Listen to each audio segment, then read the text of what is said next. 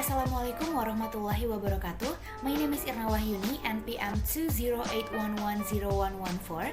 I'm a college student from Psychology Faculty in Riau Islamic University. Now I shall explain quite briefly about sensation and perception. Sensation is a very simple aspect of consciousness that results from our senses, such as heat, aroma, color, taste, and etc.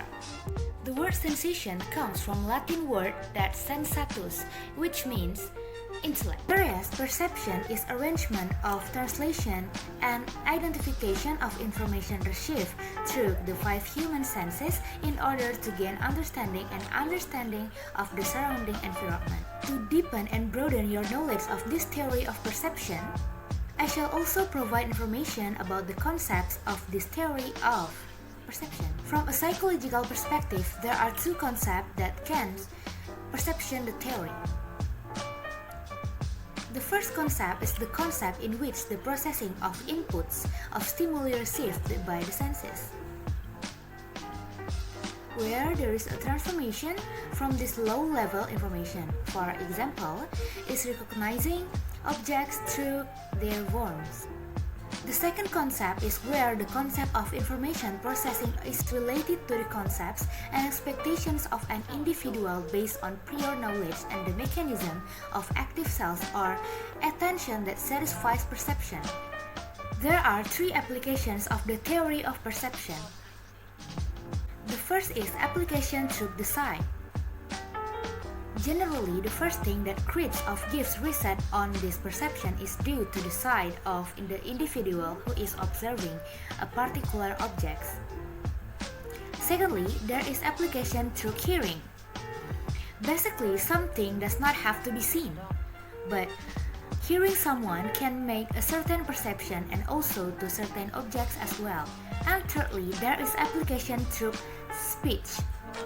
If the spoken language is understood and easily understood by the object researchers, in this case, the object researcher can apply what is called the theory of perception. Now, let's talk about the kind of sensation. First, the sensation of sight. Through vision of human being can get the sensation of seeing the beauty of the scenery around him, or vice versa, seeing the ugliness in his environment. Secondly, the sensation of hearing.